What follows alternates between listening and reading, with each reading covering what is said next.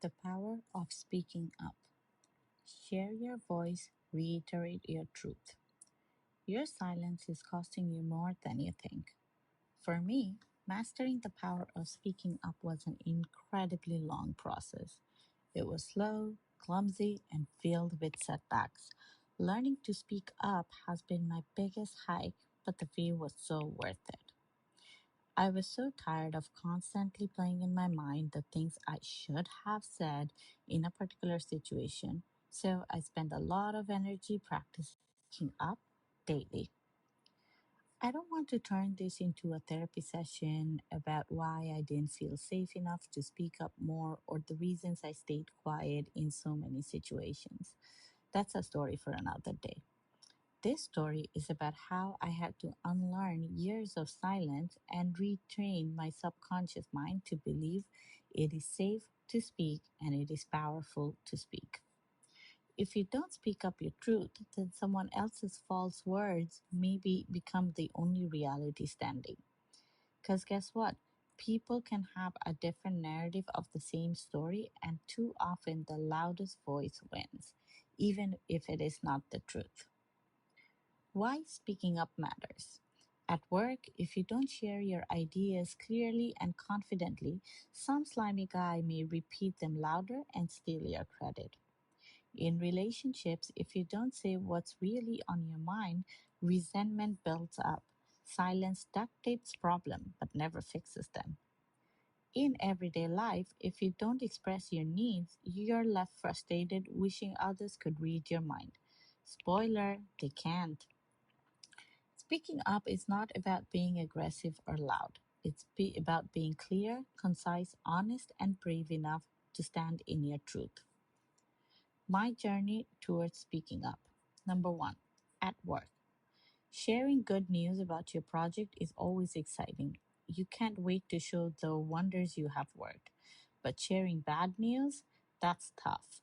I had to learn how to deliver failures and hard truths to C level executives, reporting managers, and peers. We tried. This is the data.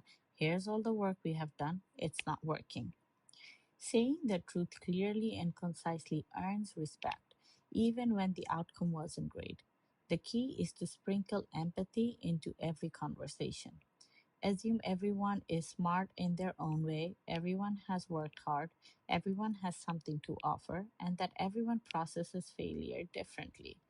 That empathy turns a hard truth into a shared lesson. Number two, at home. This was way harder. With my husband, somewhat equally independent and very strong minded, early relationship arguments, like 7 years ago, would overwhelm me.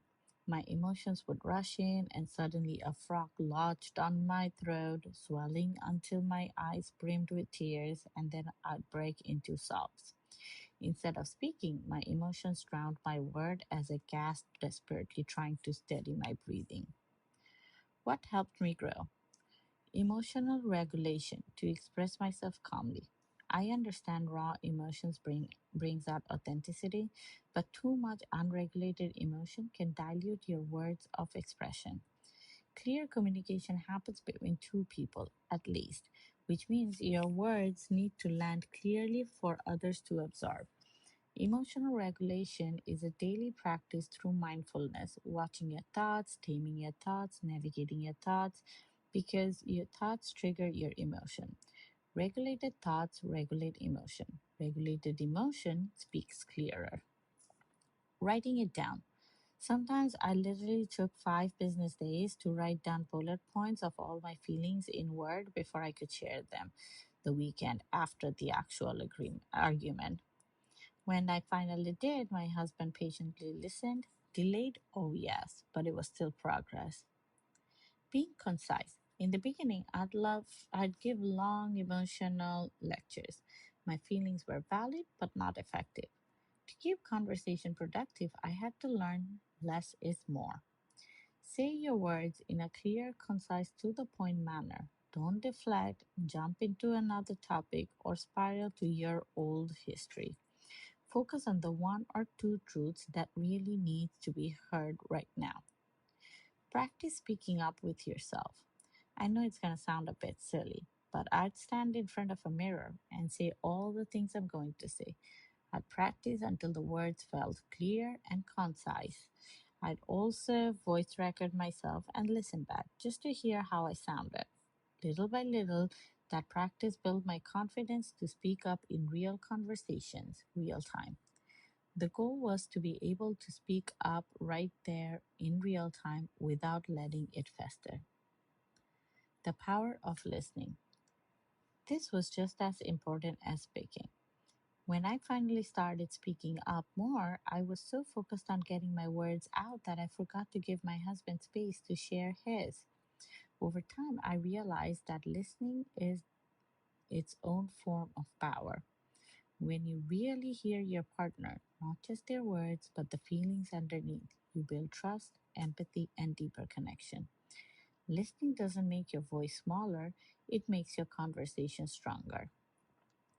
Using humor. You can have tough conversations without being mean, demeaning, or condescending. Treat your listener with respect. They are carving out time to hear you. When giving feedback or voicing frustration, try using humor to lighten the energy while still delivering your message. A well timed, gentle joke can keep the conversation from turning hostile while still making your point clear. Number three, in motherhood, the energy debate. As a very tired new mom, just 3 months postpartum, back to work, my energy was painfully infinite. It always felt easier to avoid conversations about my wants and needs because speaking up could lead to argument and defending my statements felt exhausting. I constantly wondered, is it even worth the energy to have this conversation? Should I just do the dishes silently, bitterly, and rather avoid the whole conversation about sharing chores? Now, some petty arguments are definitely not worth your energy. But if it is bothering you to a point that you're thinking about it all the time bitterly, then that conversation is clearly important to take place, and shoving it under the carpet never truly worked. Those unspoken needs and wants stuck with me, simmering down until it boiled over. What started as a small frustration piled up into resentment and eventually into much bigger arguments. In the end, I learned it takes far less energy and spares far more suffering to be brave and speak your truth now rather than let it eat you up inside for weeks. One night, exhausted from nights feeding and chores, I wanted to collapse or play dead. Instead of silently pushing through, I told my husband I need help and then gave the list of exactly what I needed help with, and I received it. He took over the shift. Another day, after my toddler headbutted me accidentally and nearly chipped my tooth, I calmly asked for exactly what I needed. I need a hug. I need love to regulate my emotion because I cannot show my frustration to my toddler. I don't want advice, I just needed comfort. That clarity removed the guesswork. He knows me pretty well, but he is no mind reader. In fact, it is not a fair game to assume anyone is a mind reader. When you say exactly what's on your mind with your loved one, it can transform how you connect. The takeaways. Number one, start small. Speak up about the little things that matter. Don't wait until the silence becomes resentment. Number two, regulate before you communicate. Unregulated emotion can dilute your word, and your words need to land clearly for the other person to consume.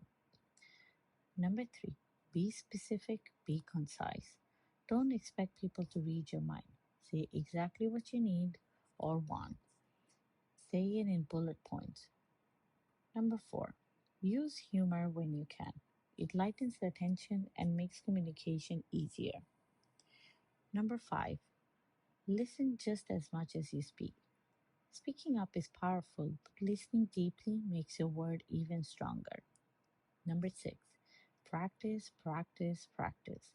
If it is not natural at first, remember every time you dare to speak your truth, your confidence grows. Why it's worth it. Speaking up has given me freedom. It freed me from carrying silent burden and long lasting suffering. It strengthened my career, my marriage, and my motherhood journey. Your voice is your power. Don't let fear, habit, or exhaustion rob you of it. Speak your truth clearly, boldly, unapologetically. Because the more you speak up, the more you hear your own truth, and the more you live in acceptance and alignment with who you truly are. And living in alignment is the deepest, most unshakable form of confidence. So, next time you feel that lump in your throat, remember your voice matters.